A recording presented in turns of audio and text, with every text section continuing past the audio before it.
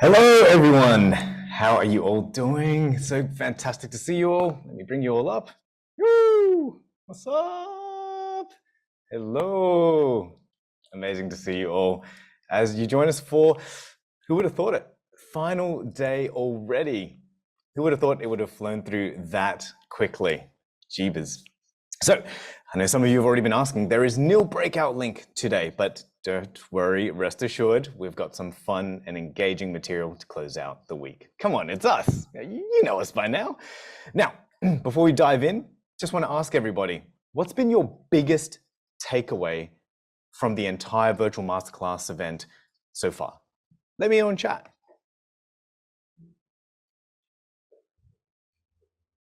Mastery formula. Samir, I can see Vin grinning right now. His face is going to split. He loves that mastery triangle.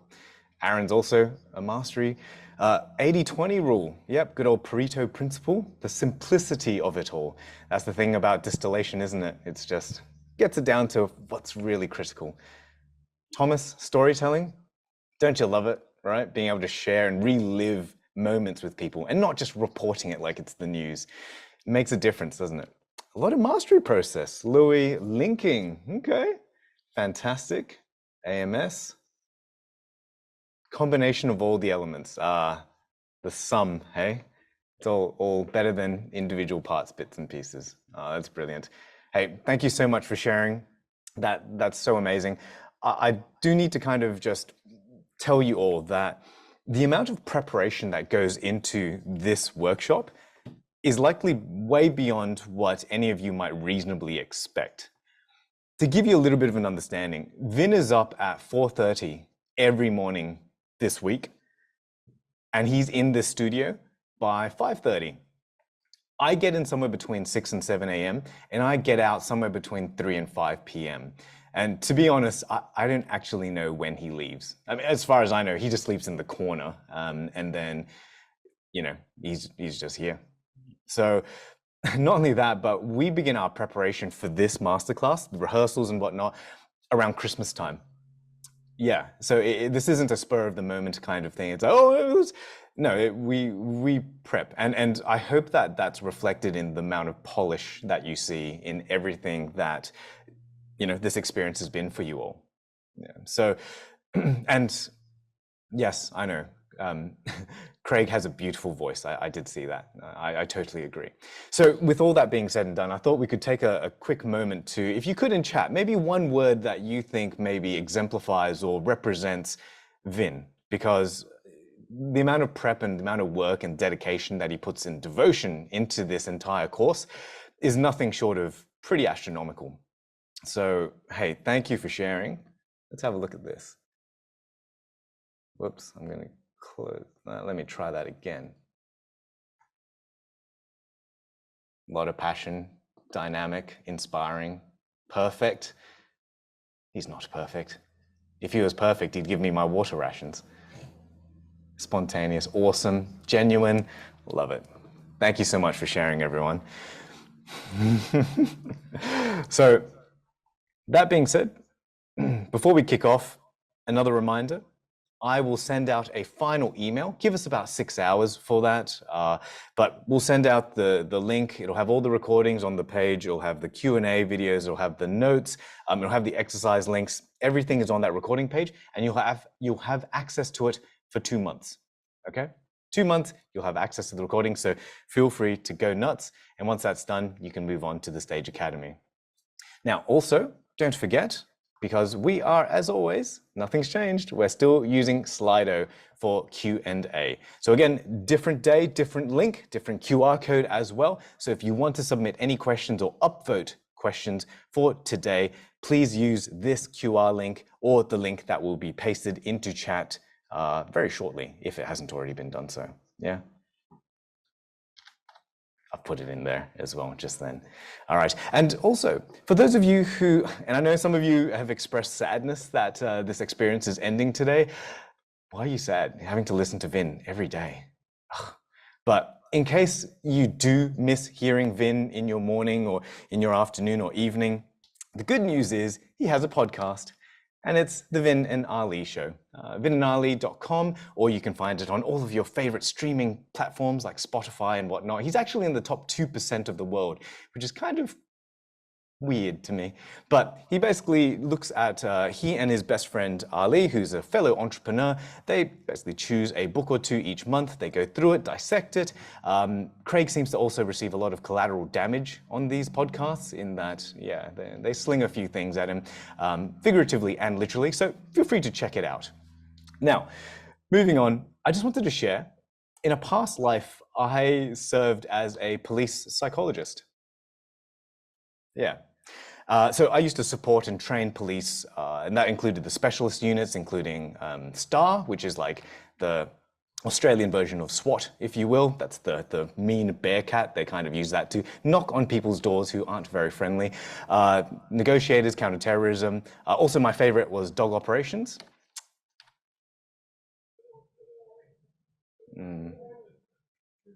Fun fact, that's actually a recreation of my parents' reaction when I told them I didn't want to be an accountant. So there you go. And I also taught at the academy. So these people here, they're part of they're my course 35 cadets. And it's actually the day before their graduation. Now, there are 2 cadets there that aren't pictured. And that's because they dropped out. They didn't make it. And it wasn't because they weren't psychologically resilient enough. It wasn't because they couldn't learn. It wasn't even because one of them enjoyed eating crayons. The cadets that you see there, they're the ones who focused on one thing at a time.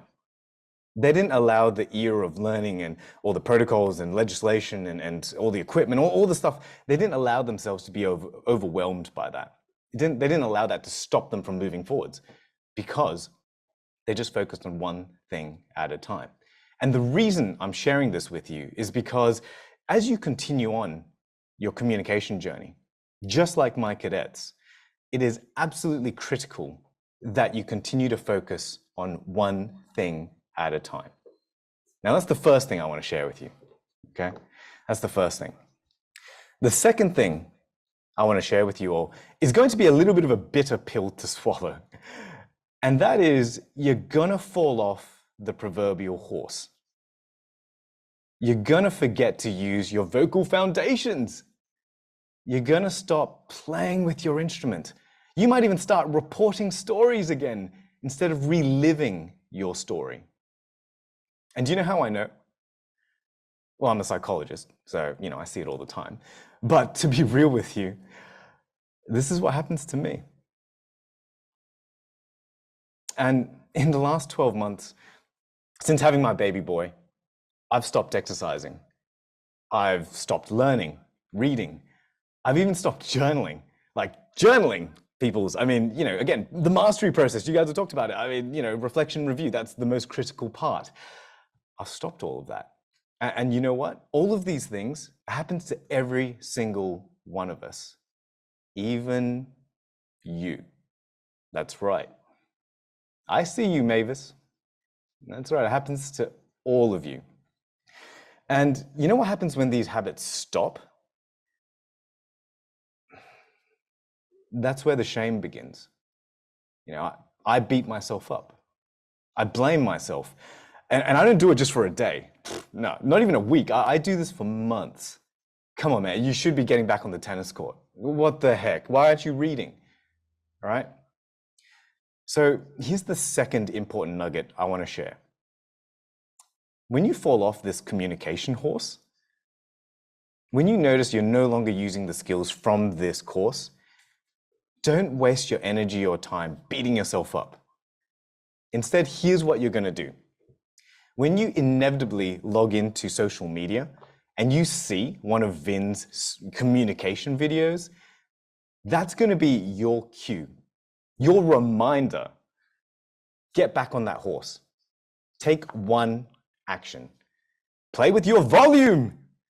Use the coach archetype at your next football game. Share a memory of your last amazing meal with your friends using the vivid use of VAX. Once you take that action, you'll find that psychological momentum is a real thing, and it's going to shape a new and exciting future for you.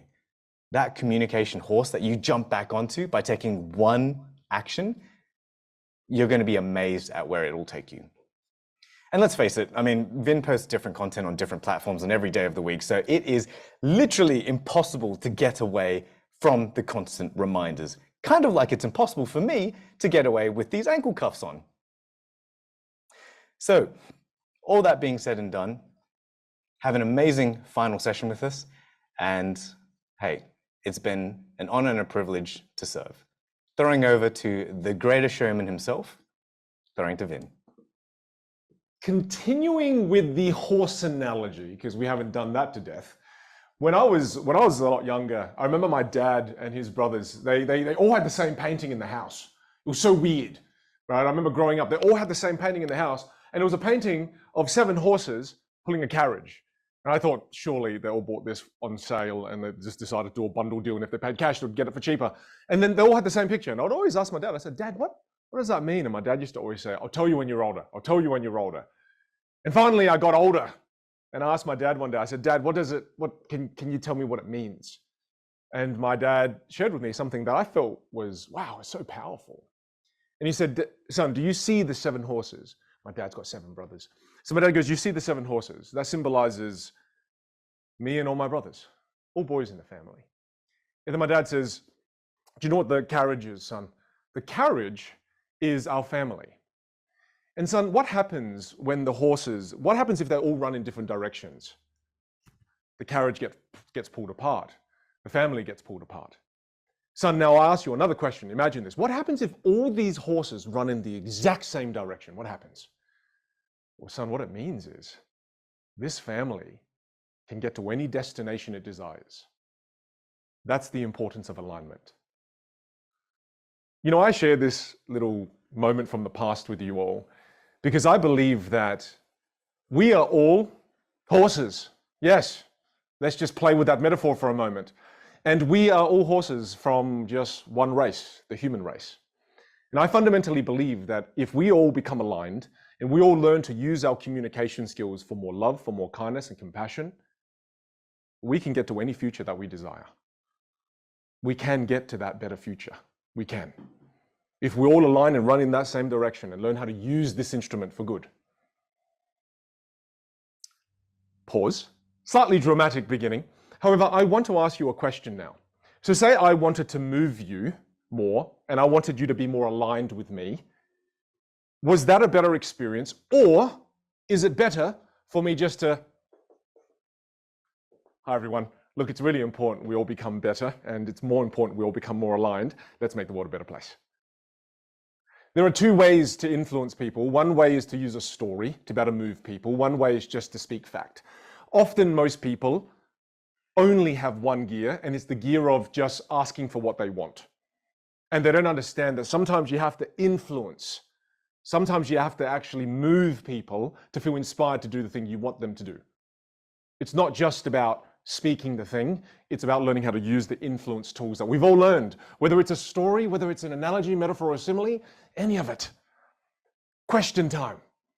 Now, when I teach these classes, people always ask me, what do you think the question is actually? I want to ask in the chat. When people join, they all want more what? They learn communication skills so I can become more, in the chat please, more, I want more self what? Yes, there you go, Brian, right off the bat, Brian's got it. They want more confidence. People always want more self-confidence. Now, the question I'm going to ask you is, what is self-confidence? So this thing that we all want more of, what is it? What is it in the chat? Switching it now. What is confidence? What is it? Belief. Oh, interesting. I think when we believe in ourselves more, we become more confident. So I think beliefs, they're almost like an input that allows us to be confident. Let me have a look here. What else? What is confidence? Skill. Again, I think skill is another input. As you become more skillful, you then start to become more confident. But what is confidence itself? Confidence is a strength. Okay, it's an input. Courage, I think, again, rather input.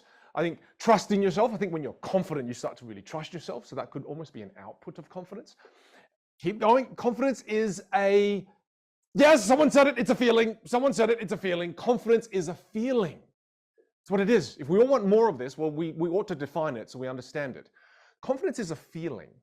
In other words, it's an emotional state of being. That's what it is. And the reason why I'm bringing up confidence, even though it's not a part of the diamond of influence, I'm bringing it up because when you are more confident, you are a better human being. You're a better father, mother, son, daughter, friend, contributor to society. You are better when you are more confident. Because confident people don't put other people down. Confident people lift others up. So let's learn about confidence here, because this comes up all the time in my classes. People go, I want to be more confident. And people don't realize that confidence is actually a skill that you can learn. It's something you can acquire. Now, next question I've got to ask for you. And with this question that I'm going to ask you, I want you to think about this for a moment, okay? And Dan, can we bring up the yes and no thing? I'm quite curious. Now, yes or no, can you control how you feel 100% of the time? In the chat, please. Can you control how you feel 100% of the time? Let's kind of see what people say.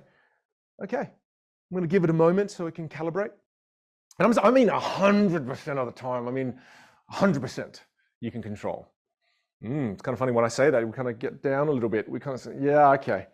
This is just my belief. I respect your opinion as well. My belief is that it's literally and near impossible to control yourself 100% of the time. We're human, we're messy.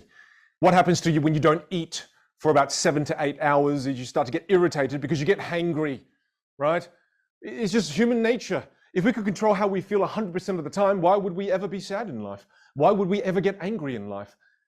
Again, I believe it's near impossible to control how we feel, again, 100% of the time. So then you must ask the next question as you're reviewing and you're reflecting on this thought process. Well, then what can we control? What can we control? It's important to focus on, well, what can you control? And this is a very important wisdom point here, and it comes from Coach John Wooden. And Coach John Wooden says this. Have a read of this. He says, if you focus on the things you can't control, you'll soon lose control of the things you can control. So what happens to all of us? We get so obsessed over the things we can't control, and then we lose all control. So Coach John Wooden, his wisdom is, he coached back then in the NBA, he says, if you focus on the things you can't control, then you lose control of the things you can control. What does that mean? What that means is when we're thinking about self-confidence, what can we control? What can we control to make ourselves feel more confident? Let's dive into this. Get your pens, get your notes, let's go. Now, when it comes to self-confidence, the first thing that you absolutely can control, number one, is your physiology. Physiology. You can, don't like using red for this one. You absolutely can control your physiology. And I'm going to break your physiology up into two components. The first thing you can control when it comes to your physiology is your posture. You know this already. Amy Cuddy talks about this as well in her book, Power Poses, that when you pose a certain way, it makes you feel a certain way, right? So again, you can control your posture. Every time you walk through a door frame, remember that's the anchor I use. Every time I walk through a door frame, I readjust my posture. Makes you feel more confident every time you walk past a door frame. Next thing that you can control, and this is completely in your control, is use larger gestures. Right? Use larger gesturing. Don't use small gestures, larger gestures. As you've got stronger posture and you use larger gestures, it makes you feel more confident. And we've learned about all the different types of gestures, and you've learned about advanced hand gestures, etc. Another thing with confidence is that eye contact. You want to be able to hold strong eye contact. More than this, a slight smile, and I'll explain. And also, underneath that, slow appearing smile.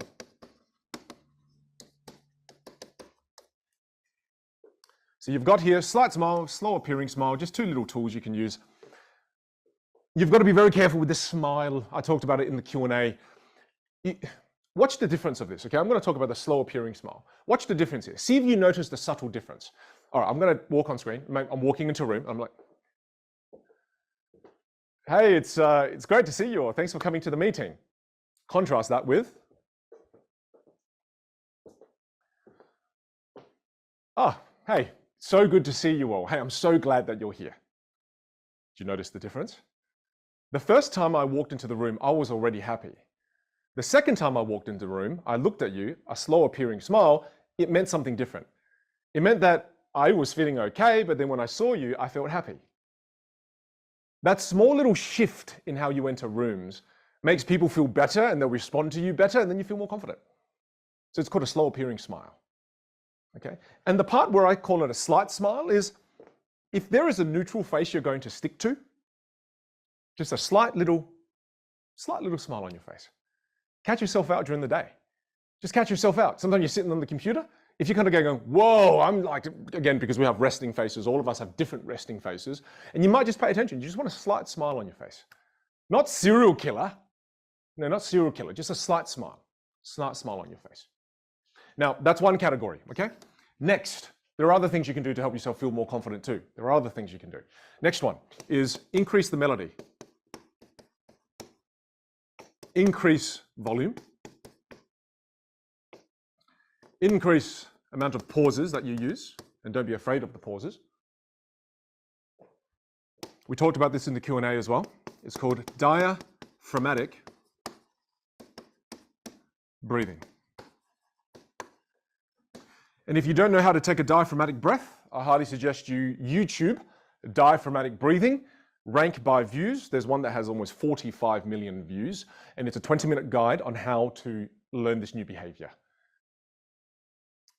A diaphragmatic breath is one of the ways in which you can take the best fuel source, take the best source of breath in to be able to use, and if you improve the fuel source, you'll get a better sounding voice. Because your voice uses breath as a fuel source. And they've also done lots of research in that when you walk into a networking function, if you want to find the person who is the most influential or the person who's the most confident, it's the person who has the most controlled breathing. It's fascinating. Profilers, when they look in a room, they see who has the most influence. It's the person who's not, they're deep breathing, and their breathing is very controlled. It's how you can find the person who generally has the most authority and who feels the most confident. Now, the reason I've broken this up is quite specific, okay? There's been a bit of thinking going into this. And when you think about posture, larger gestures, eye contact, slight smile, these are things you can control with your body. Whereas when you think about this, melody, volume, pauses, and diaphragmatic breathing, this is what you do with your voice. And this has taken me years to figure out this. But there's a link between the way you look, the way you feel, and the way you sound. Okay? These three areas are very interesting. We're going to pull this apart. And when I learned this, I went, oh, wow, of course. Let me ask you this question. Out of these three things, which one is the most difficult to control? Which one? In the chat, please. Out of these three, which one is the most difficult to control? Yes, feel. Correct. Because again, emotional mastery is difficult. Otherwise, you'll never get angry. You would always be effective. You would always be highly efficient, right? So again, this is the most difficult one. Feel. The most difficult one. Yet, I always hear people say this. People always say this to me. And this is before they heard of Coach John Wooden's quote. They always say, "Then, I wish I felt more confident." So they focus on the thing that is the hardest thing to do, and then as a result, they just continually wish for, I wish I felt more confident. And they're focusing on the things they barely can control. But now, because of the confidence process, what do you know you can control now? You can control the way you look. You can control the way you sound far more easily as compared to you controlling the way you feel. What does that mean? That means when you want to be more confident, focus on looking a certain way. Put all of your attention in on how to sound. More volume, more melody, slight smile on your face, strong posture, larger gestures. And you know what happens? When you look a certain way and when you sound a certain way, it fools you into feeling a certain way. It becomes inevitable. The brain is rather easy to fool. Anytime you want to become more confident, you have the ingredients. Instead of thinking, oh, come on, feel more confident, more nervous. Oh crap, I'm getting more nervous, right? Instead, just think to yourself, shoulders down and back, larger gestures, come on. All right, lots of melody, stronger volume. Let's get focused on the things we can control here. And the more you do this, gradually what you'll find is when you look a certain way, you feel a certain way. When you sound a certain way, you feel a certain way. Your brain can't help it but feel extremely confident. You see, that's the first thing you can control when it comes to self-confidence. There's a second thing you can control. Second thing. Now, the second thing, I'm going to give it to you, and then I'm going to share something that I know some of you have heard, worth repeating, because learning is repetition. Mastery.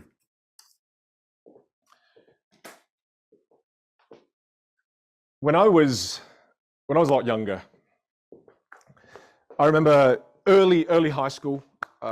This was a very challenging time for me. And early high school had a really good friend of mine. His name's Kevin. And Kevin's one of my best friends at the time. Not anymore, because I don't really like who he has become, but that's okay. Time for another story. A story for another time. So we bonded over the fact that we were both losers. We were massive losers. And we never spoke to the girls because we just kind of shook on the fact that we were going to die lonely. And then I remember going to camp for the first time with Kevin. And I went to the camp with Kevin. We shared a cabin because nobody else wanted to share the cabin with us. And then one night, Kevin wasn't in the cabin. And I felt concerned. I thought, oh goodness, has he been beaten up by bullies? So I went around searching for Kevin. And then I remember walking up to the fire pit. And then when I looked up, I was deeply offended, hurt, and betrayed. Because right there, Kevin was sitting by the fireplace, playing his ukulele, talking to girls.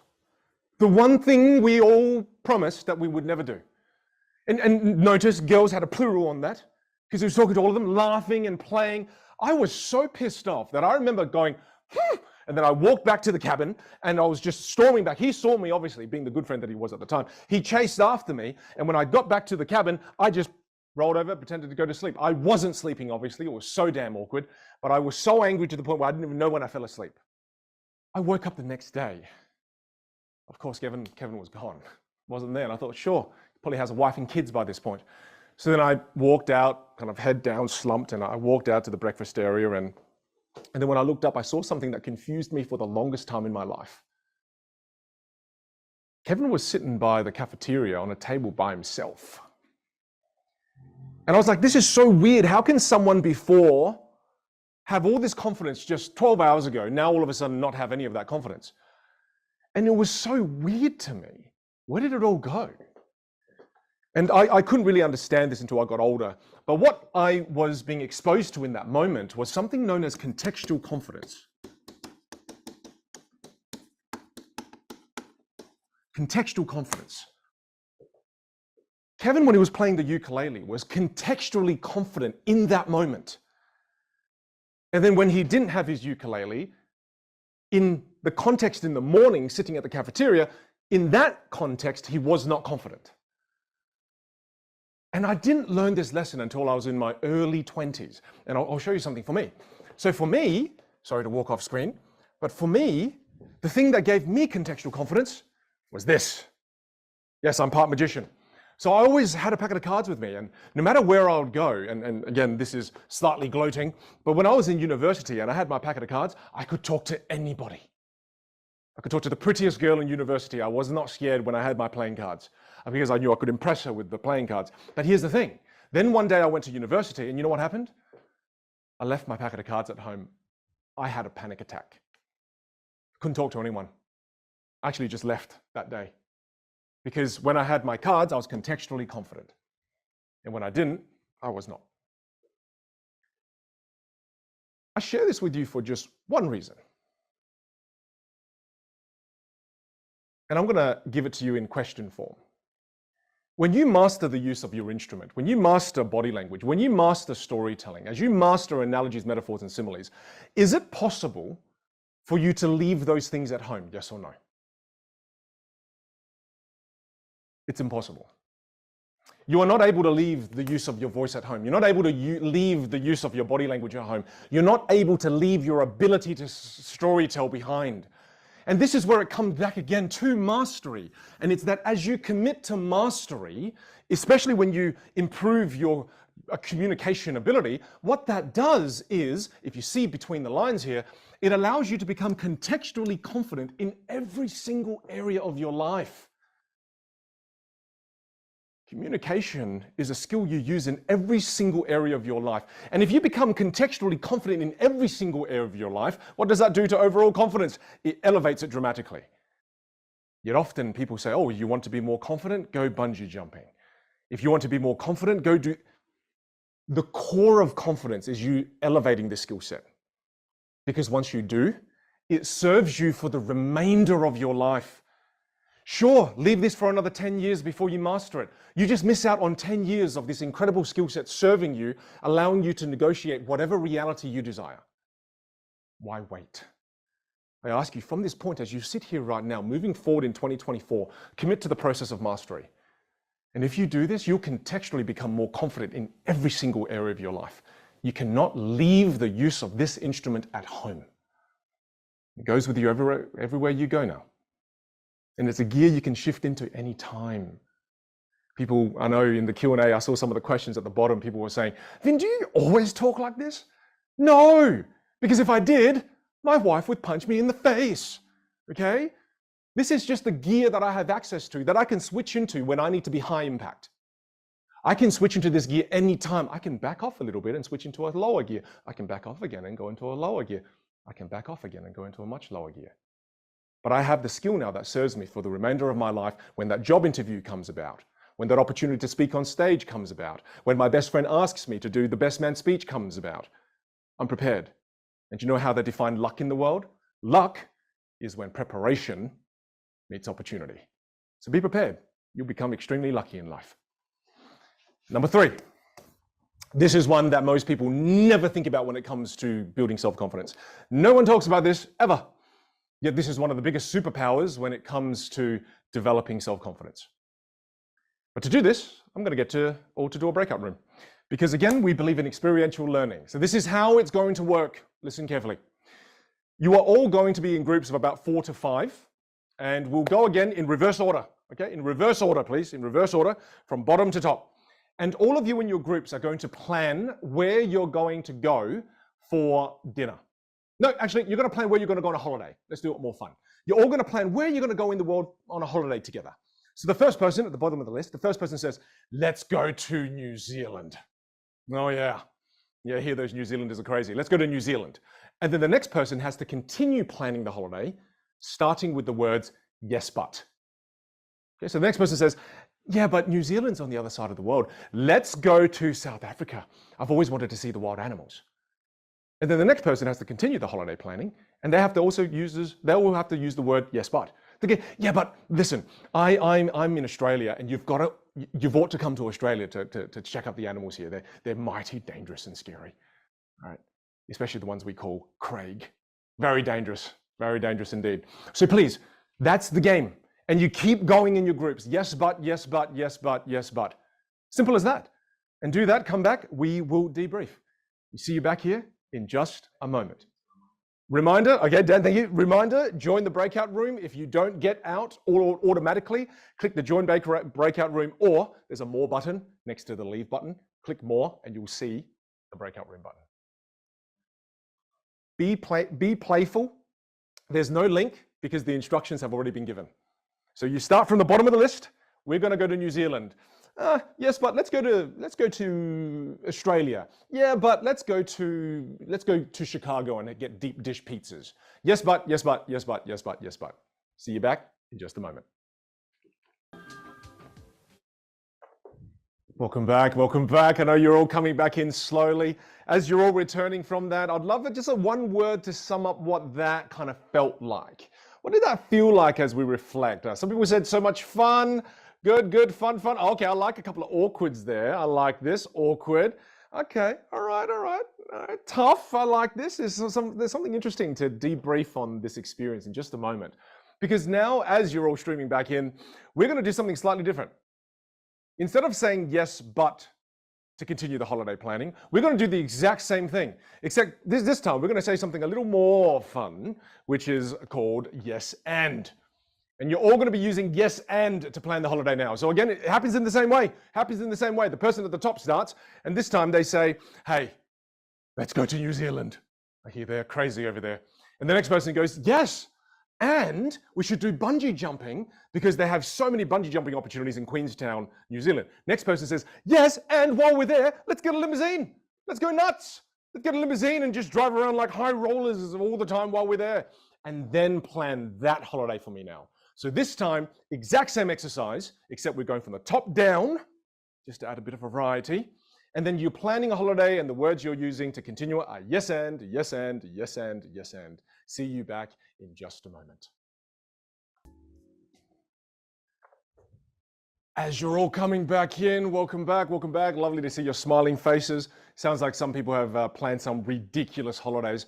Now tell me, what was the second experience like? Was it better or worse? More fun, much more fun. And then now when you contrast that to the previous experience, and then you really think about it and you review and you reflect, wasn't that first experience a little bit negative? The moment someone said, hey, let's go to America, the other person goes, yeah, but, and they immediately negate what you say. Whereas in the second one, everyone was building on top of your ideas. Whereas the second one, everyone was just negating each other's ideas. Don't go to New Zealand, right? Let's go here instead. And then all of a sudden, everyone's just yes, but, yes, but, yes, but, yes, but, yes, but. And then the second one felt more positive. You see, the third thing that you can do to help you become more confident is develop the skill of improv or improvisation. The ability to improvise is actually a skill. It's a skill that you can develop. And the yes and exercise that I just got you to do is one of the biggest pillars in the world of improvisation. It's an area of theater and comedy. And when you think about this, the yes and theory, there are books written on it. You can do two-day workshops just on the philosophy alone. But the first component of improv is yes and. And remember what I said, confident people lift others up. We don't tear others down. So when someone shares something with you, say for example, this is how often it goes. This is one of our videos that kind of went kind of crazy viral online. So you might have heard this one before. But let's say, for example, I had a customer. I've got some kind of online product. Let's say some kind of system I'm selling. And then my customer says to me, Vin, your software is too damn expensive compared to all of the competitors. And I could say, yeah, but the reason it's expensive is because we invest a lot of money into research and development. That's why it's more expensive. Notice how the moment I said yes, but, I take the conversation in a negative direction, right? Whereas watch what happens if in that moment when that person's critiquing me, right, I use yes and instead. Watch how it changes the whole energy of the conversation. So again, the person says, Vin, your program, your software is way too expensive as compared to all of your competitors out there. Yes, and the reason for that is because we invest heavily on research and development. Let me show you a couple of things we can do as compared to what the competitors can do. All of a sudden, when you use yes and, I'm not negating your concerns. I'm building on top of what you're saying. I acknowledge your concern and we'll move it in a more positive direction.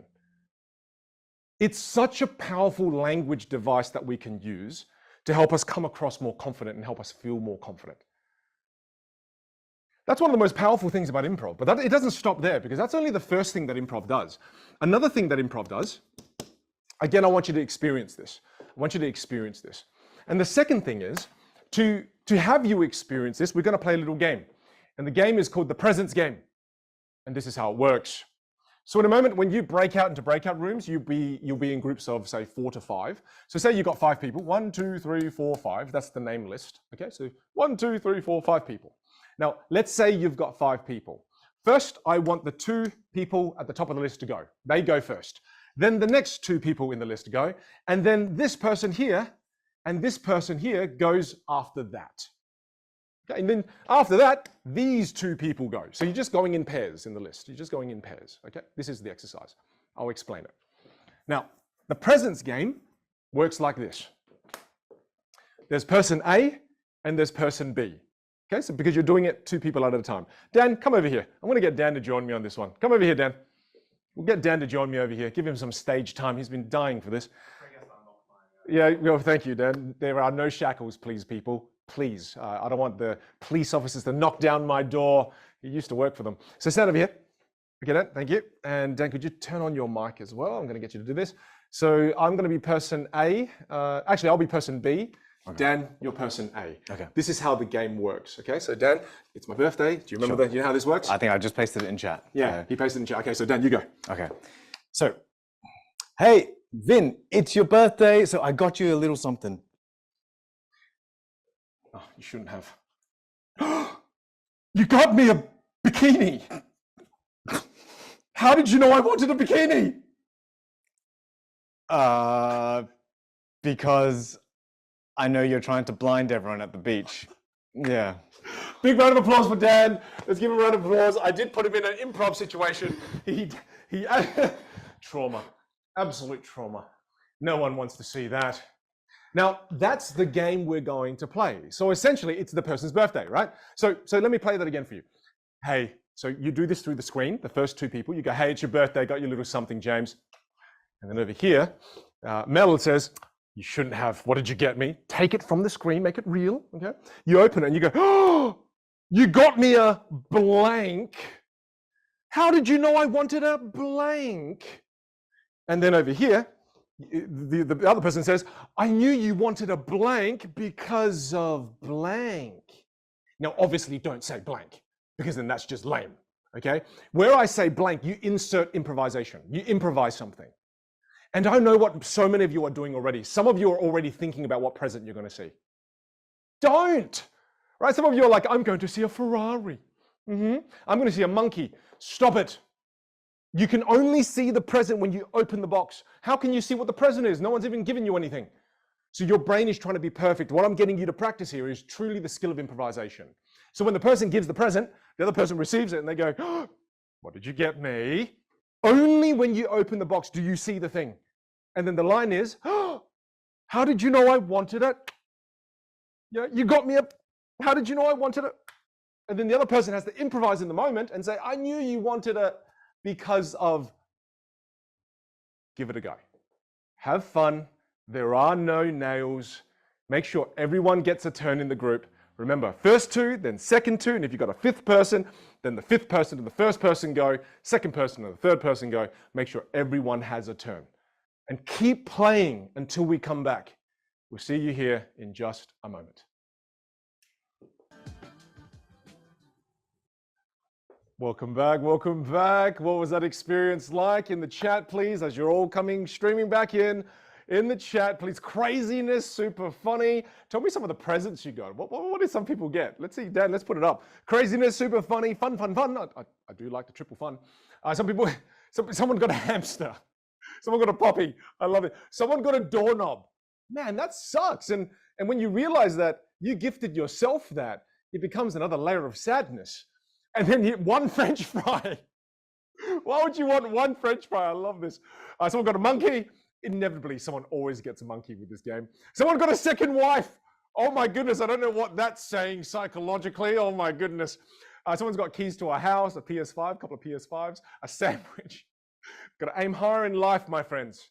Sandwiches, we want more than sandwiches. Camera, dog collar, love it. That's such a fun game. Now, most of you would say that was a positive experience, yes? Hopefully you would agree. You see, one of the main reasons why we play short-form improv games, and even though I'm not a psychologist and I'm not a pharmacist, I will still dispense you this advice. All of you here need to go and enroll in short-form improv classes, at least 10. That is my prescription to every single one of you here. Short-form improv classes get you to play the games like you just played. And do you know what it does fundamentally at a psychological level? What it does is it reframes the unknown. It reframes the unknown. And this is a very important point we need to speak about. I'll give you a moment to write it down. It reframes the unknown. One of the main reasons in life why we don't feel confident, it's because we're afraid of the unknown. You've all experienced this when you're a child at night, when you're walking in the dark and you see a shadow, and you see that shadow, you immediately are afraid of the unknown, and then you make up stories in your head that it's a ghost, it's the boogeyman. right? As children, as adults, we are all afraid of the unknown. I'm afraid of giving a speech because I don't know who's going to be in the audience. I don't know are they going to give me a mic? Is it going to be handheld? Is it going to be a lapel? Will I have a clicker? Do I get to walk around on set? All these things that are unknown start to scare you. However, when you start to play improv, you didn't know what the other person was going to see in the box. Heck, you didn't even know what you were going to see in the box.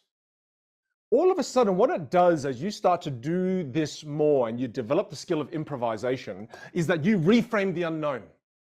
Now the unknown no longer scares you, but you find the unknown to be something that excites you. It's inevitable. It's inevitable. As you develop the skill of improvisation, you now no longer fear things when you don't know. Why? Because you've now developed the skill of improvisation. And think about this, again, let's go layers deeper. Let's not stop at the surface level of this. Think about, because I saw so many of these questions, actually it was on day 2. There was a lot of questions on this particular topic at the bottom of the list, and it was this. Vin, how do I get better at conversations? Now think about this, let's connect the two. What is a conversation? A conversation is a game of improv. I mean, I don't know what you're going to say.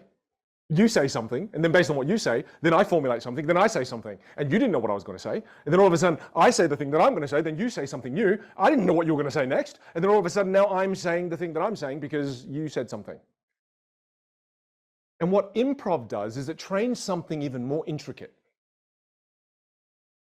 When you play the game, the presence game, the person says, oh, how did you know I wanted a bikini? Now the other person does something where they go, I knew you wanted a bikini because. Now this is invisible to most, but it's visible to you now because I'll share it. Most of the times when people are speaking, they're just waiting for their turn to speak, and they speak about the topics they want to speak to.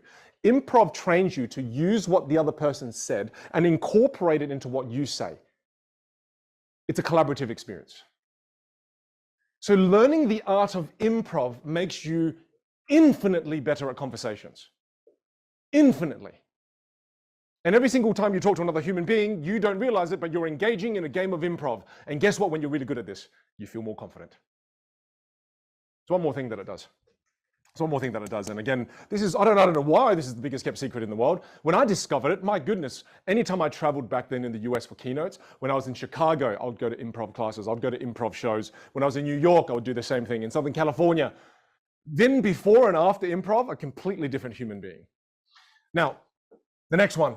I'm not going to tell you what it is. I'm going to allow a man who I really am inspired by tell you. He's going to tell you what the third thing is. And it truly does help you do this. Be formless, shapeless, like water. Now you put water into a cup, it becomes the cup. You put water into a bottle, it becomes the bottle. You put it in a teapot, it becomes the teapot. Now water can flow or it can crash. Be water, my friend. Oh, I love this. Look at his face. Adorable and frightening at the same time. Be water. Be water. When you learn the art of improv, you are now more confident because you're just like water, baby. No matter what comes your way, you mold yourself to become the very thing that is put in front of you. When that situation then changes, you just remold yourself again and you become the very next thing that it becomes. Your conversations no longer crash, your conversations flow. Exceptional communicators have this unbelievable ability to be able to duck and weave and move in all different directions. Even when there's chaos, they're able to communicate their way through it with grace. And they're able to do it because they've developed the skill of improvisation. You can have it too, because it's a learnable skill we all can learn. So please, I prescribe for you 10 short form improv classes. That's the specific type of improv class. Don't go long form, okay? Because my goodness, you go for long form straight away and that is more than you can handle. Short form improv classes are just classes of little short games of what we just did. And then you go, next game, next game, next game. It's just fantastic. It's one of the very few places as an adult I'm able to go to where there are no nails. There are no nails in improv classes. It's a place where you can practice using your voice, being ridiculous, bringing characters to life, having fun, using your body language. See how it all comes together at the end? There is a place in the world where there are no nails, and it's in theatre classes, specifically short form improv classes. It's about $14 a lesson. Invest in this year. You might find it to be the greatest fun you have as an adult. And at the same time, it allows you to become water. It helps you reframe the unknown, and it helps you understand the power of improvisation. That's improv.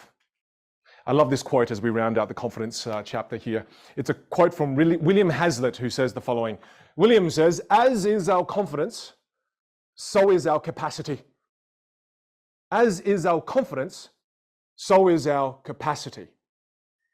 What he means by this is that when you become more confident, guess what? You become more capable.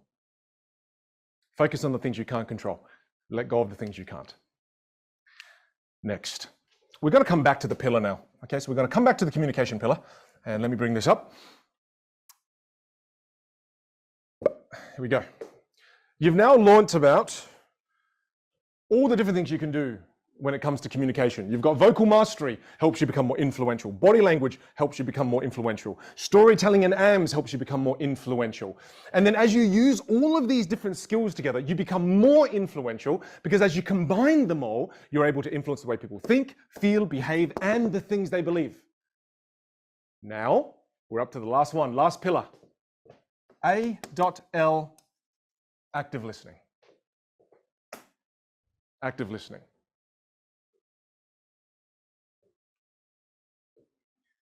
Before we talk about active listening, I want you to experience something. And thank you again for leaning in today. Final day, we have lots of different experiences for you.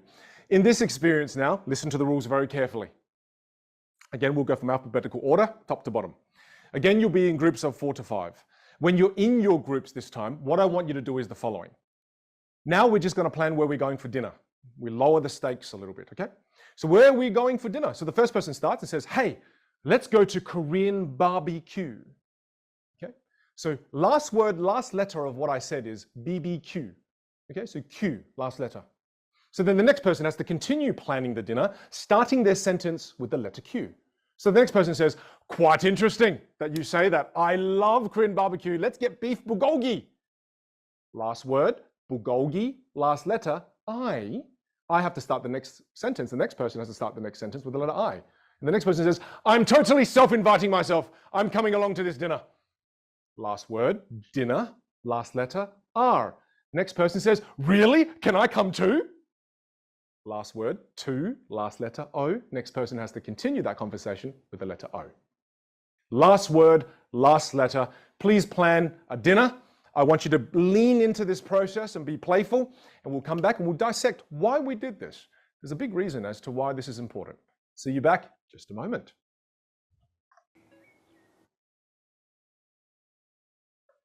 Welcome back, everyone. Welcome back. Good to see all your smiling faces. What was it like? Quick call out to Amrita. Welcome. Welcome, Amrita. I know you haven't been able to make a few days, but you've been able to make today. So welcome, Amrita. Quick shout out to Mike as well. Mike literally has in his username the words "Free Dan." It's outrageous. Mike's actually creating a movement. It's unbelievable. Next, I just want a quick call out to Michael Cardi as well. Michael, every time I read through the chat, Michael, I'm seeing your beautiful puns. They make me laugh every single time. So thanks for the love and thanks for the energy. Welcome back, everyone. Welcome back. That was too funny. Thank you for giving me the bill to pay for it. I love that that's where the conversation went. Thank you. I mean, thank you. Lovely. Tiring, still smiling. I love this experience. Okay, now here's where we're gonna reflect and review on the experience a moment. Outside of fun and all of that, okay?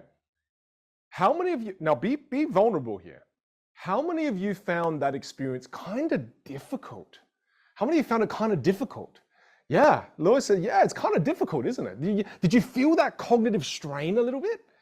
Okay, well, let's reflect and review on that a bit more. Let's really understand the cycle of mastery here. Okay, well, if we reflect more on that, why do you think we feel that little bit of brain, like that cognitive strain? Why do you think we feel that? Because you don't do this every day. It's unfamiliar, yes. It's because, attention, it's because you were listening. Think about what happened with that exercise. You weren't allowed to formulate what you were going to say until that person finished talking. You were listening. And if you found that difficult, it's okay, we're human. It's because you're like me. When I do this game, I'm like, come on, get to the last letter. I want to go, I want to have my turn already. It's because human beings often don't listen. We're waiting for our turn to speak. And when we play this game, we truly realize what it actually takes to actively listen to someone. Because you couldn't talk. You couldn't even think about what to say until the person finished their last word. So you could get the last letter from the last word to begin what you're going to say. It's a beautiful activity to highlight the importance of it. And it's also a beautiful activity to remind us all that we can be better listeners, especially this guy. Because I'll be vulnerable with you just for a moment too. About 6, 7 years ago, I remember one of my students, a corporate client of mine, raised his hand and he said, Vin, when are we going to cover listening? And I said, listening? Listening is not a part of communication. Communication is what we do when we open our mouths. No listening. And then I realized that I was doing my students a massive disservice just because I was bad at something, I never taught it. So then I gave myself the challenge, let's get good at listening. This skill has changed. It has truly transformed my life. Because while I'm good at talking, and people pay me to speak, which was a horrible thing, because then I just got really good at talking and didn't get good at listening. But then the moment I learned how to actively listen, the influence I have now has tripled. It truly has. Because I'm now able to have people feel connected to me, people feel seen, people feel heard, and people feel understood. And you can make people feel all of those wonderful things by learning how to listen better. And when people feel those things from you, they allow you to influence them more. Because they know you care, they know you understand, they know you hear them, they know you see them. And then that's the most wonderful way to be able to influence others. You know, that doesn't feel manipulative. So let's learn active listening once and for all. Now, to learn active listening, we must learn what passive listening is. So we all tend to passively listen. It's okay, I do it, you do it, we all do it, it's fine, we're human. We're all human, okay? Now, one of the main reasons why we passively listen, and I'll tell you why, is because I'm just gonna round out some numbers to keep it simple. Let's say the average person, let's say, for example, you're speaking at 100 words per minute, okay? So you speak at 100 words per minute. The thing about the brain is the brain can process easily 400 words per minute. So what does that mean as a fraction? It means that to listen to somebody talk, it only takes up 25% of your CPU power. It only takes up 25% of that CPU power. So when that happens, what do you think the brain does? The brain uses the other 75% of its power to passively listen. And we start to fall victim to passive listening.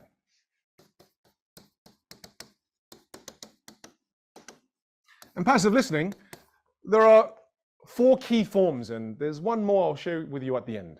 The first form of passive listening is what's known as judging. Judging. And I want to give you an example of what judging looks like. Let me show you. So Vin, I'm really thinking about becoming a professional archer and joining the Olympics. Oh man, there's no way you're going to be able to become a professional archer. How are you going to make a living? How are you going to pay your bills? You're just going to try and then fail miserably and then come back and work for me as a videographer anyway. So that's what I'm thinking about, and I'm really excited for it. You should not become a professional archer. That sounds like a terrible idea, Craig.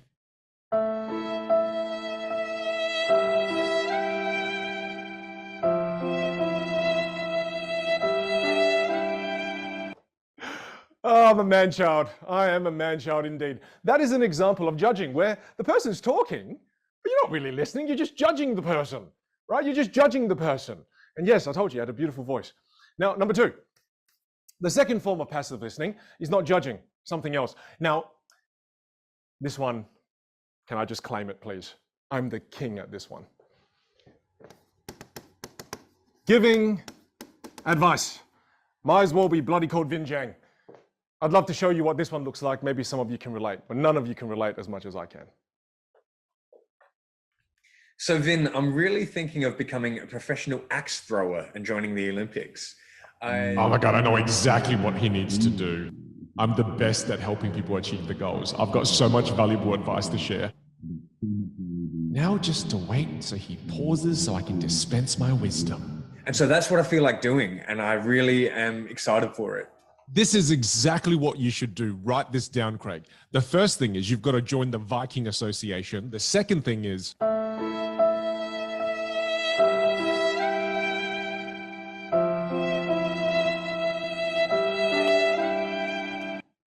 It gets more funny.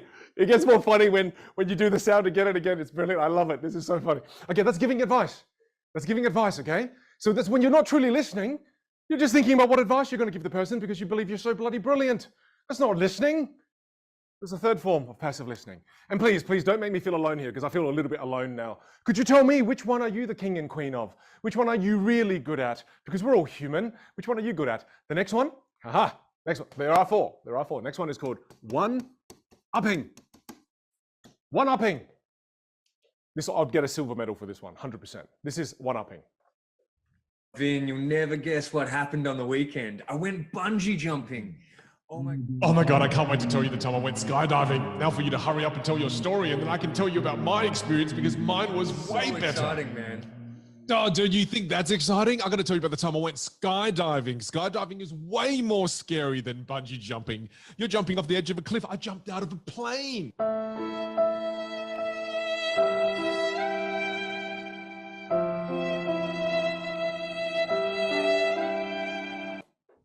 Oh my goodness.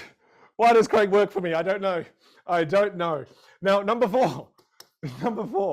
So the fourth one, there's another form of passive listening as well. And this is what the brain does. We all do this. We all fall guilty to this. That's why we always have to get back on that communication horse, realize that we all become bad listeners from time to time. But now that we're all more aware of it, we can see it. Now we can't unsee it. So we catch ourselves out to allow ourselves to become better. Number four, it's an interesting one. It's called mind reading. Mind reading. And mind reading looks a little bit like this. Hey, Vin. Look, I'm sorry, mate. I'm just running about 3 minutes late. Oh, I know exactly why you're going to be 3 minutes late. You head out to a party last night, had a few extra drinks with your friends, and you're probably The news hungover. is I managed to save all 13 kittens from my neighbor's burning house. But I do apologize. I'm going to be 3 minutes late. Oh, that's fine, Craig. No, you saved all of them? All of them. That's amazing.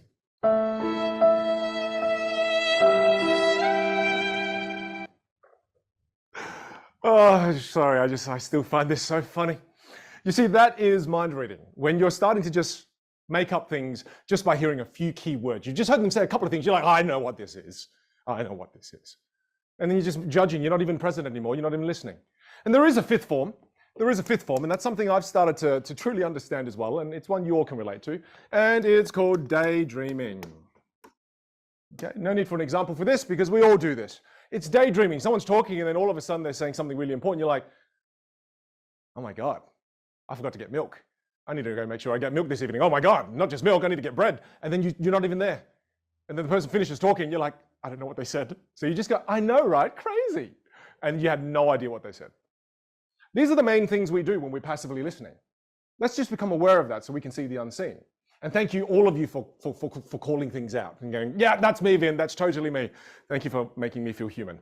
Now, the next thing is, well, if we're aware of that, then what you've got to understand is, well, active listening is what then? Active listening is, well, then how can you use the 75% to be active? Instead of allowing it to do passive things, control our attention, control our efforts to do something with that 75%. So active listening is what we do with the other 75% of processing power. Let's get into active listening. Active listening. Number one, you already do this. Otherwise, it's very difficult to function in society. The first thing is you listen to the content and the words. That takes up the initial 25% we've already discussed. You already do this. Otherwise, extremely difficult to function in society. Now, to turn listening of the content and words to active, to truly use that 25% well, it means you're present and you're listening, but more than this, you have to learn the skill of reflection. So as you're listening to the person, you're listening to the content and the words, the content and the words.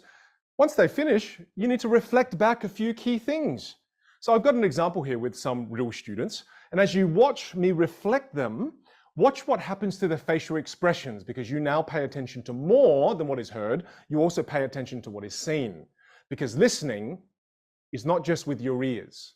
You can also listen with your eyes. So as you watch now, Watch this person here. The moment I reflect back a couple of words of what they said, watch the expression on their face. Check this out. Creative mix to keep it conversational, but have kind of a creative methodology or some sort of outlet to, well, some sort of pathway through the presentation to keep it all together. Right. So structure, but structure conversationally. Yeah, that's right. It's sort of like, and I think they're the good. Do you see that? Do you see that right at the end? When I just repeated what he said, I said, oh, right, structure, but structure conversationally. Immediately, yeah, that's right. That is the reaction you get from people when you listen. Okay? Not saying this again to insult your intelligence. Some of you are fantastic at this. So the thing is, if you listen to what I said here specifically, if you want to get better at reflecting, a simple phrase you can begin with is, what I'm hearing is. What I'm hearing is, it's about structure, but doing it conversationally. Yeah, yes. When you start to hear sounds like that from people, that's when you know you're being a good active listener. But if people around you just go, yeah, you want when people go, yes, these are the sounds you start to hear. Second thing, so again, what I'm hearing is, the second form of listening, this is a beautiful form of listening, and this raises your emotional intelligence dramatically. People who don't listen actively to this usually miss out on EQ, emotional intelligence. And it's you listening to the mood and emotions within the conversation. In every conversation, there's a mood and emotion there. And as you train yourself to become sensitive to this, you pick up on more information. This takes up another 25% of the brain. Now, I'll play for you an example of me listening to one of my students.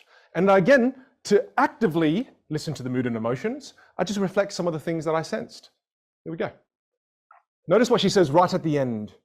And not being afraid to, say, you differ from, your opinion differs to mine, and I should be okay with that, but I'm not, because I care about how you will react. And the overall goal is always about thinking about, the bigger picture. And yeah, that's a difficult. Yeah, well, some of the emotion that's coming through is kind of, you want to make sure they're happy. You like people pleasing, and I'm a victim of that as well. So there's a bit of that, and then there's a bit of kind of boundary setting. Is that right? Yes, exactly. People pleasing, boundary setting. Yeah, you nailed it. I love this. When I first learned this ability and I started doing it at home with my friends, I started hearing them say something really interesting. They started saying, exactly. And I never heard that before as a response from people I talked to, because I never truly listened. And it was so wonderful hearing that response when people say, yeah, exactly. Yeah, you get it. And it's because I reflect back what I hear, and also I reflect back the mood and emotion. And just a couple of simple phrases you can use as you learn how to reflect back emotions and moods is you can say, what I'm sensing is. Okay, so what I'm sensing here is, and then you share the emotion that you sense. I already feel a question coming. So I'm going to answer the question I see running at me in the distance. Some of you are now thinking, but Vin, what if I call out the emotion and I'm wrong? Good? This is good? If you sensed an emotion and you reflected it and you were wrong, this is the most amazing thing that has ever happened. I'll tell you why. Because say, for example, someone's talking and I misread it. And I say, what I'm sensing is that you're really pissed off and angry, and I'm wrong. Then the person goes, no, I'm not pissed off and angry. I'm actually really disappointed. What just happened here? What just happened here is, instead of me just taking on that assumption and going, this person's pissed off, oh man, they're all so pissed off. And then now I just leave that conversation without true clarity and I think they're actually pissed off. But because I reflected the emotion, they got the opportunity to course correct me and say, Vin, I'm actually not even angry. I just feel really disappointed. What happens in that communication? There's now more clarity. One of the main reasons why miscommunication occurs is because people don't actively listen to the mood and emotion. They don't reflect things to check in with how the other person feels. They just form an assumption in their mind as if they know the other person, and they never check in. It doesn't matter if you get it wrong, because it allows that relationship to deepen, and it allows you to further align with that person and get to know them better. Active listening is not the sake of just active listening. Active listening is a skill to get to know the people you love, to get to know the people you work with better. Number 3. Sorry, got a little bit dramatic there. Do apologize. Let's lighten the mood a bit. Next, number 3. Number 3, now as we go into the third one, you can also listen, because you all know this too. You studied this on day 1 and day 2. You can now listen to vocal changes. Because again, you can hear things that most people don't hear now. You can hear rate of speech, pitch and melody. You can hear tonality. You can hear pause. You can hear volume control. You can hear all of these different sounds. You can hear archetypes now within people. You especially hear the ums and the ahs, don't you? It's driving some of you nuts. I know it. Now, vocal changes, if you start listening to the vocal changes, that takes up another 25% of the human brain. Another 25%. No chance for passive listening at this point. It doesn't stand a chance. Now, when you're listening to vocal changes, let me show you an example. And when I reflect back some of the things that I hear, watch what happens. Just watch what happens to this person's face. Again, focus on their facial expressions as I reflect back. Just focus on that. Here we go. Community of faith believers. What is my reasons to come here as well, and does it connect with them on a certain level or a certain wavelength? Yeah. I mean, just listening to your voice, you sound like you get so much purpose and fulfillment from this. Definitely. And that led me to another business. Oh, I love this. And do you see what happens when you just reflect back a few things? Big smile and and guess what he does? He keeps talking. That's the power of active listening. You're just checking in, am I on the right path? He goes, oh, you're on the right path, buddy. And then I'm like, back over to you. And you let them keep talking. It's one of the most therapeutic things for people, because most people don't get to spend time with great, and I don't mean good, I mean great active listeners. It's a superpower, and I'll combine it all for you in just a moment. And if you're new to this, which I know many of you are not, I'm saying this for my own sake, so I get better at it. When I reflect back vocal changes, all I say is, well, it sounds like, it sounds like it brings you so much fulfillment. Yes, it does. When you start to hear those sounds from people, you just get me. That's when you know you're becoming great at this. So it sounds like, my mum is amazing. I can call my mum any day of the week, okay? And some people are better than this than others. But mums all around the world, I believe, are incredible at this. So I call my mum, I'm like, hey, mum. She immediately, from the sound of the vocal changes that she can hear, she goes, you're not getting enough fiber, damn it. You haven't been regular, have you? I'm like, damn it, how do you even know this? It's amazing. Mums are absolutely incredible. She can tell when I'm sad. She can tell when I'm stressed. And I don't even say any words. Even in the way I say yes, she can sense happiness. She can sense sadness. She can sense frustration. She can sense stress. These people are tuned in to the sound of your voice. And now you can hear and see more than most can. Number 4. The fourth one, now you're also aware of this, because this is something that is visible to you now. It's you can listen with your eyes. Body language. Listen to the body language. This takes up the 25% of the brain power that is left. There is no chance you're a passive listener now. There's no chance. And this final one, let me show you an example of one of my students here. She's talking about something, and I kind of noticed that her eyebrows are kind of scrunched together. And even though while she's saying she feels fine about it, I just call out the body language. I just kind of go, what I'm seeing is, and then I just kind of call it out, and then she opens up about this whole massive thing. So have a listen to this. And then everybody in the company can listen to every conversation, every demo that you did, and then they, bring it up and they critique it. And I'm like, I don't know, I thought that was pretty good. And I sold the product. So I don't. I mean, I can notice just from seeing you that that bothers you. Yeah, I like constructive criticism. Otherwise, I had to pause it there just because she now opens a big can of worms with her organization that we won't go into. But the thing is, if I didn't call out that little single body language thing that I saw there was a whole conversation of discomfort that would have never been had. Because I would have just been like, okay, so you're fine with that. Oh, good. All right. So the next question in the interview question is, but when you listen with your eyes, you can call things out. You can go, hey, It looks like it bothers you though.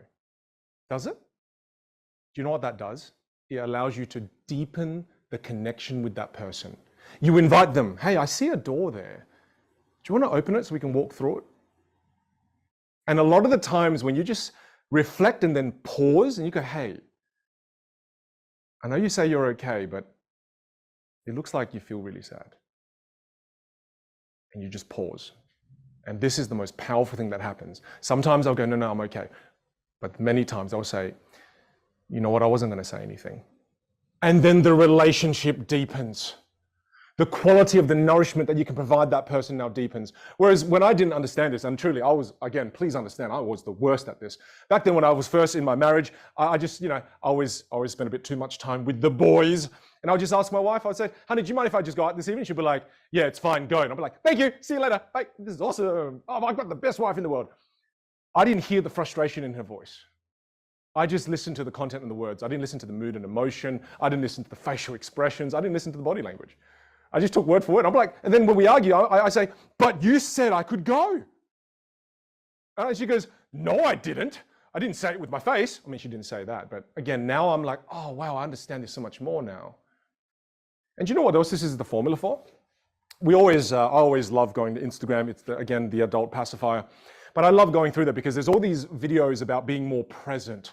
And usually it's a stream, and then there's beautiful piano music, and it says, be present today.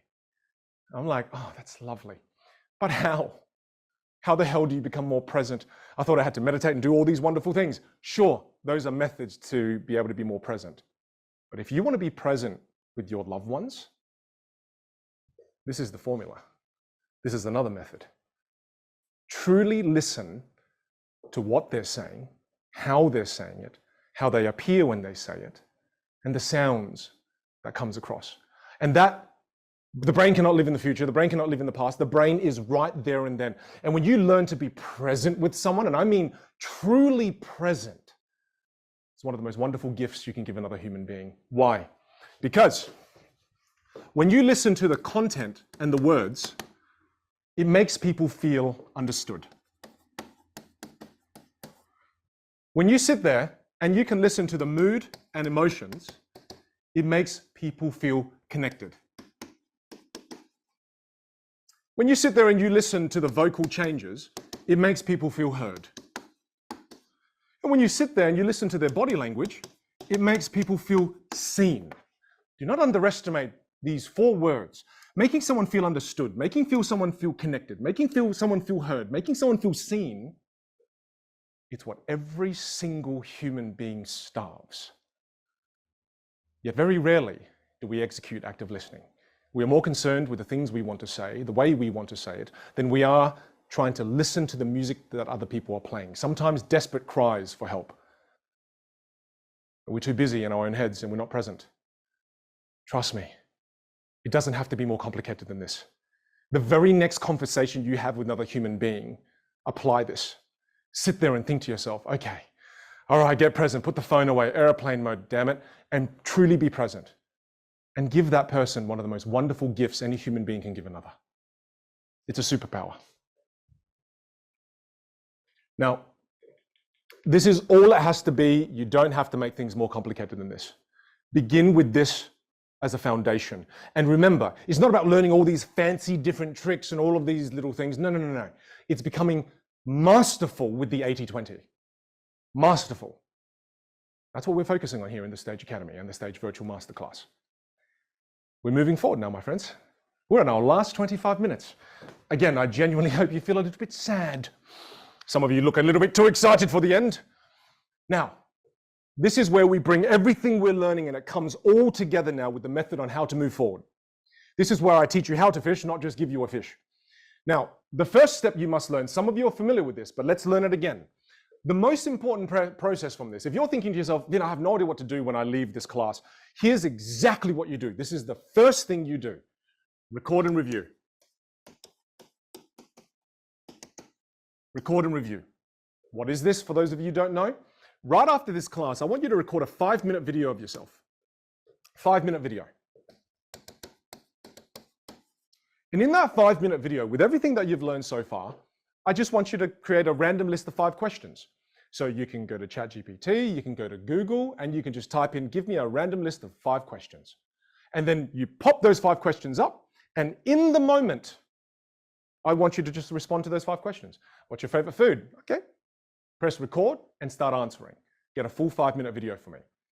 We want this improvised because I don't want you to be able to plan, rehearse speeches. I want to tease out all of the non-functional behaviors that you have. I want to tease them all out. And then what you do is you leave that video for a day. Don't watch it straight away, because when you watch it straight away, you are too damn self-critical. You'll sit there and you'll go, oh, I hate this about myself, I hate my hair, I hate the way I look, I hate the way my shirt was wrinkled. Stop it. Leave it for a day. Create distance. A day later, you're going to review it in 3 different ways. The first time you review it, you just listen. So you turn the sound all the way up, you press play, turn your phone around, and you're doing an auditory review. An auditory review. You just listen. You now know vocal foundations, you now know vocal archetypes. Apply the knowledge. How's your volume? Start taking notes. How's my tonality? Oh, wow, I'm stuck in educator. Damn. Take notes. Take as many notes as you can as you're listening just to the auditory components of your voice. That's how you're building self-awareness. Number 2, and it's also how you apply the knowledge that you've learned. Number 2, grab your phone. Now, put the phone on mute. Press play, just look at yourself. And as you're looking at yourself, here you're doing a visual review. A visual review, just a visual review, that's all you're doing. And as you look at yourself, you've learned so much about body language already. Oh my goodness, I'm rocking back and forth. What am I doing? Oh my goodness, my hands are in my pockets. Ah, damn it. Oh, I keep going back to the prayer position. I do this really well, but then I keep kind of defaulting back to this. What am I doing? Take notes, write it all down. Expand your thinking and apply the knowledge you currently have. And then finally, number 3, get the video, get it transcribed. Get it transcribed. And when you get it transcribed, the reason you do this is because you're giving yourself a different perspective of how you communicate. You're looking at all the words. And here, just as a cleanup, print it out. I want you to become hyper aware of all of the non-words and filler words that you use every single day. When you get it transcribed, many transcription services have the ability to leave in the non-words and filler words. The one we use, just so you know, it's called rev.com. If you've got better ones, feel free to recommend it. But it's $1 a minute. You have another human being transcribe it, and then that person leaves in all of your non-words and filler words. And so, like, do you know what I mean? Highlight all of them, bring them to the forefront of your mind. And you know the list of notes that you now have from all the auditory components, and the ones you have now from all the visual components, and the ones you have now from the transcribed reviewing. Do you know what that list is? That's the list of things for you to work on. That's where you start.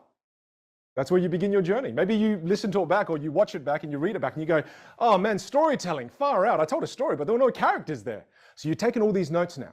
So what you do now is you've been able to build your own 12-week plan. I want to show you what the 12-week plan looks like. The 12-week plan looks like this.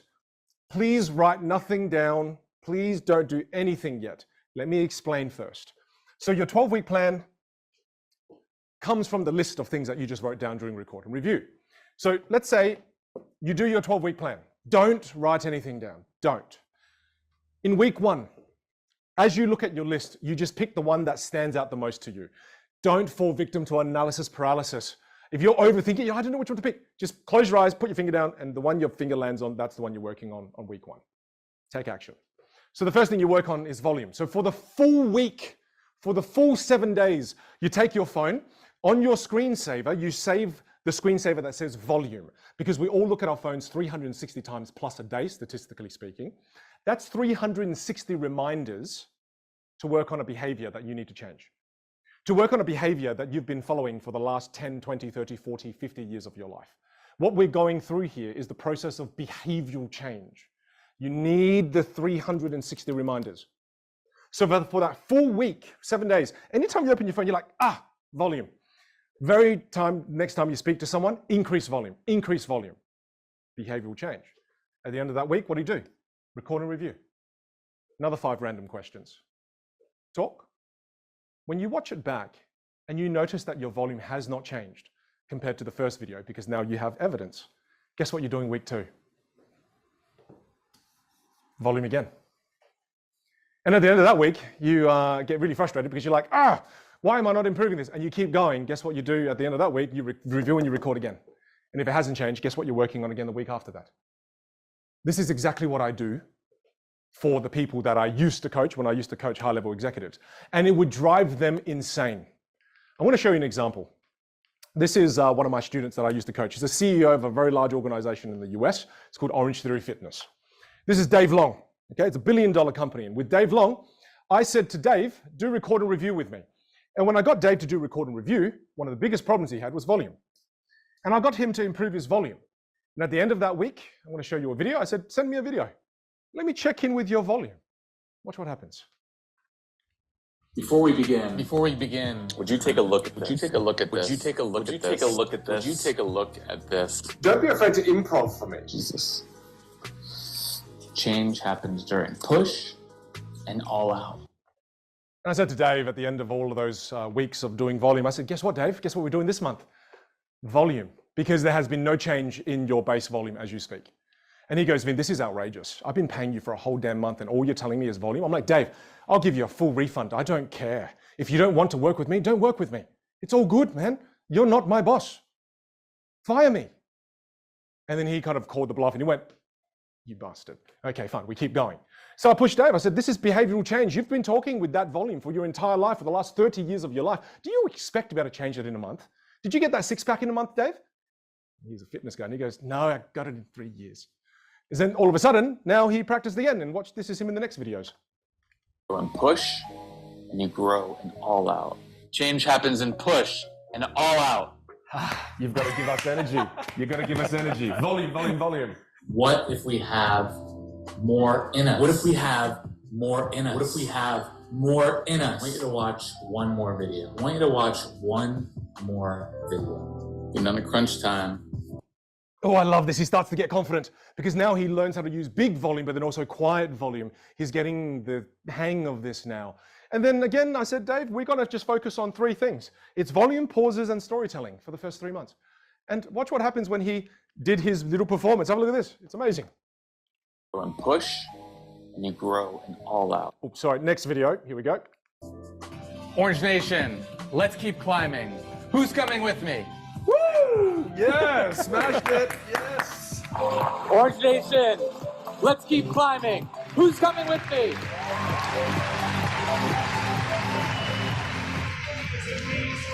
So lovely. It was such a cool experience because he just focused on storytelling, pauses, volume, and bigger body language. These were the only 4 things he worked on in an entire 3 months. Completely changed how people perceived him. Completely changed it. And he had his own answers. He didn't need to pay me for that process. You don't need to pay me for that process. You have all of the answers that you're looking for. When you do record and review, you now can apply your knowledge. You can become more masterful with the process by recording and reviewing at the end of every single week, and you focus on one thing at a time. Do you remember what Dan said? One thing at a time. You know, the crazy thing is,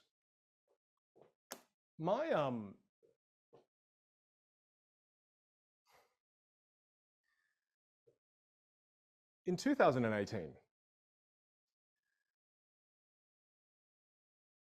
my son was diagnosed with autism. And I remember this moment because it rattled me as a father. I didn't know what to expect. I had no idea.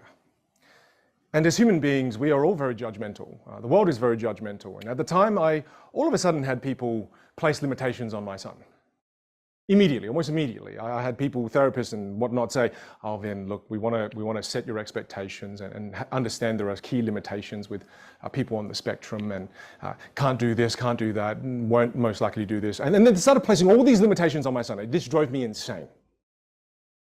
Because one of my fundamental beliefs in this life is that there are no limitations. That the only damn limitations that exist in this life are the ones you set. And what happens is this reality, this world, they set expectations, they set limitations on us, they set expectations and limitations on our children, and then our children keep hearing this and then they believe it to be true. No, you're wrong. You're absolutely wrong. Every human being is different. It's a spectrum. How do you know my son? You barely met him for an hour. Stop telling me all these limitations.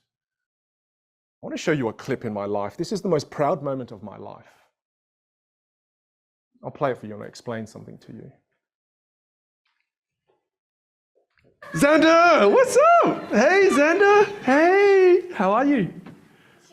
Xander, oh, I love you. Xander, can you say, hi, everybody? Hi, everybody. Hey, this is Xander. Oh, hey, Xander. Hi. I love you. I love you. Mwah. Can you give me a kiss? Oh, that's Pei Wen. That's my wife. Do you want to go? Yeah? Okay, all right. Bring in. Oh, you want to read a book?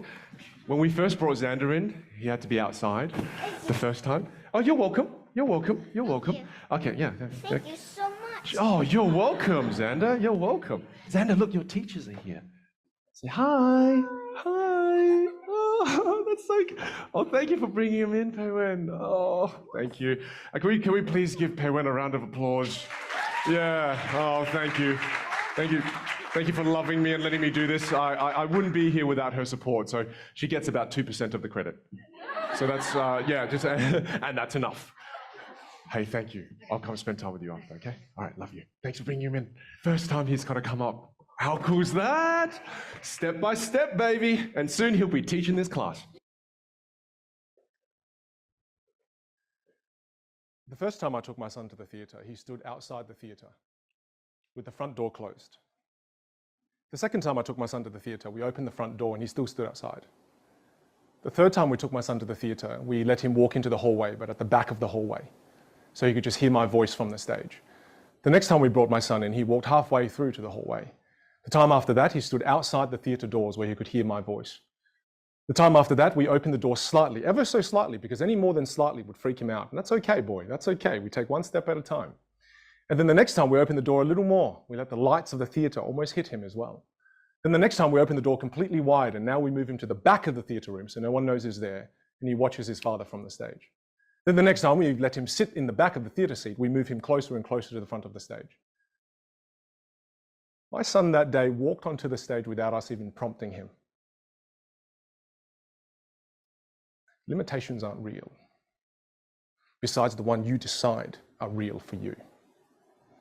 They're not real. I don't care what people say. I don't. I care not what others think is possible or not possible for my son. He will determine that for himself. And I say this to all of you because the limitations you have in your head now, the limitations that society puts on you, it's not real unless you decide to make it real. How did my son achieve this amazing feat? Because he just took it one step at a time. He's one of the most amazing human beings I've ever met in my life. And how does he become amazing? Not how does Vinh become amazing. How does this young boy step on a stage filled with 50 adults sitting in the audience and having the freedom and confidence to be able to ask Dad for a book, telling him he loves me, having a conversation with me, and then walk off stage? Because he just took it one step at a time. One process of mastery at a time. One movement through that mastery cycle at a time. That's how greatness is achieved. I hope you don't mind. I'd like to take up at this point a little more hard drive space in your head. My dad and my mum are very inspiring figures in my life. And there's this one moment, my dad always does this, I don't know if your dad does this, classic Asian dad stuff, right? It's very Mr. Miyagi kind of thing. He always tests me to see if I become a real man. He always does this, right? So I knew this moment was coming. We're sitting on the couch, he lowered the volume on the TV and he turns to me and he goes, boy. And I knew it was coming because that's what he says all the time when he tests if I become a man. He calls me a boy. So he goes, boy. And I could smell this test. So I'm gearing up for it. I sit up straight and, I go, yes, Dad. And he asks me this question. He says, if a stranger came to our home this evening and they wanted to live with us, what would you say? And of course, I knew at this point, again, Dad testing to see if if you become a man, can you protect this family? I said, Dad, come on. Are you serious? Look at me. I'm nearly 6 foot. I'll protect the family. I'm going to protect the family. I'm not going to let anybody into the house and harm you, Mum, Pei Wen. I'm not going to harm our children. And then my dad, I was in my mid-20s, smacks me across the head.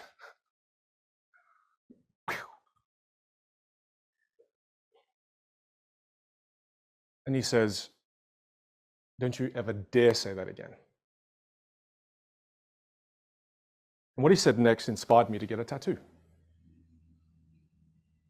He said, son, 31 years ago, our family had no home. Our family had nowhere to go.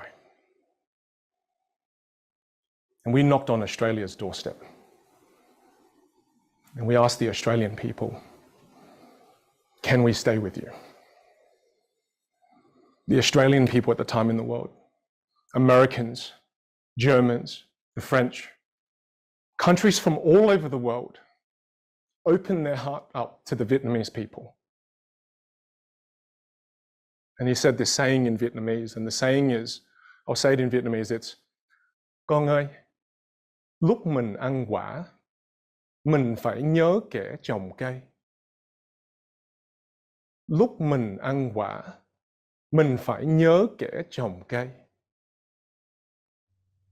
Which translates to, son, when you eat the fruit, remember those who have helped you plant the tree.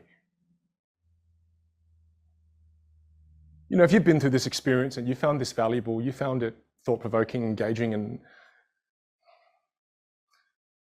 the tree that we were all eating from now was planted by love, was planted by kindness, and it was planted by compassion.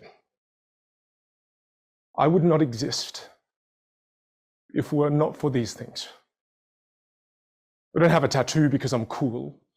I have a tattoo of boats sinking.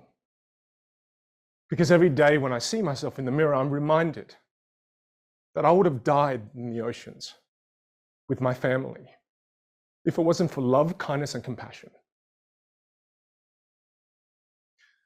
One of the proudest moments in my life as well, I speak to the Vietnamese community often where I can to inspire the younger youth in Australia and the Vietnamese culture to remember this quote, to give back to the people who have given them everything. This young girl in my class, her name's Dorothy, she wrote this beautiful song. And if you don't mind, I'd love to play for you just 2 minutes of this song and share a piece of her heart with you all.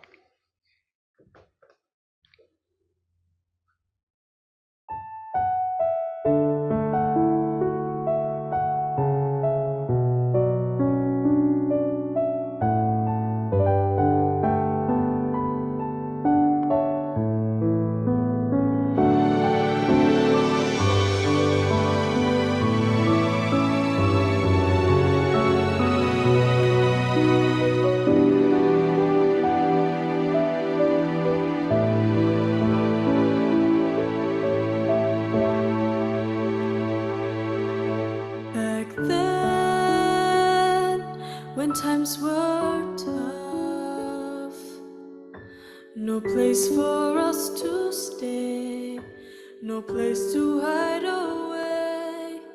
But then you welcomed us with open arms as our little wooden boats reached to your shore. In the dark night, lights out of sight, our boats pushed by the waves. As we reached land, touching red sand, and now we want to say thank you, Australia, for your love and kindness, giving us a chance to live in freedom and peace. We thank Australia,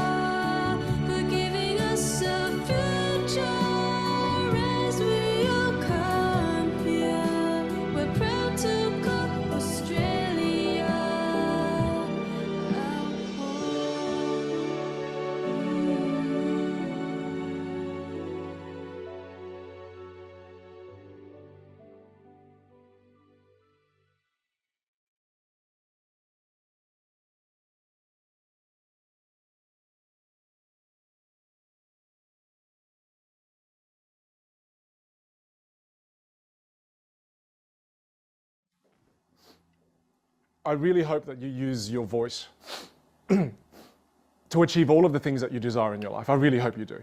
Use it for influence, use it for career growth, use it for world domination, use it for deepening connections, use it for everything you need to use it for, to achieve the things that you must achieve. And why must you achieve your potential? Why? Because as you get better, as you learn how to be able to communicate with more love, kindness, and compassion, as you fulfill your potential, you make this world a better place. My friends, why do I train people in communication? I see the suffering in the world. I do see it. I'm not blind. And I always think, what can I control? I can complain about it. I can post things. I can complain. I can do all these things. No. I'm going to focus on the things I can control. We've just trained over 400 communicators in this week. We're sending 400 more people out there to be kinder, more loving, and more compassionate, who are no longer going to be invisible. You're no longer going to be invisible. You will be visible. In the words of Rihanna, you will shine so brightly as a diamond. My friends, achieve all the things you desire when you can, when you have time. Remember those who help you plant your tree. Contribution. I know what I'll use my voice for. What will you use yours for? My only ask of you is to, when you have time, use it for more love, more kindness, more compassion, and a little bit of fun. Because remember, at the end of the day, to lighten this, we are all just monkeys with a plan. Let's be kinder, more loving, and more compassionate monkeys.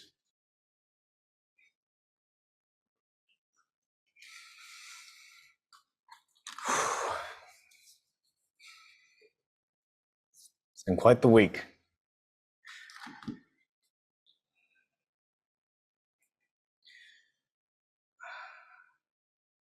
Communication is what binds us together as humans. It's enabled us humans to get where we are today. If you enhance your ability to communicate, you don't just enhance yourself, you're enhancing your relationships, your communities, your organizations, the world around us. Practicing and playing with your instrument will help you to deepen the connection you have with your family, your friends, your loved ones. And our world needs better communicators now more than ever. Now, I've joined Vinh in his mission to use stage to change the world, even though as a psychologist, I always thought I was helping people, therapy, one-on-one, all that sort of stuff. But I've come to this realization that in the last 12 months, I've become a father to this guy. And I've realized that I want the world to be a better place, a kinder, more compassionate, more loving place.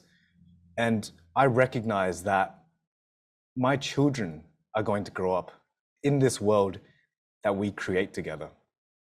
And if we want there to be more engagement, more trust, more connection, then we need to be the change.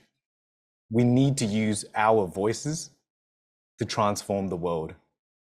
So, thank you again for being a part of the Stage Virtual Masterclass experience. Play with your instrument, master it, and together we're going to be part of a movement where we're all going to sing and leave a verse that resonates for all future generations. Thank you again. It's been an absolute pleasure, and we'll see you soon. Take care.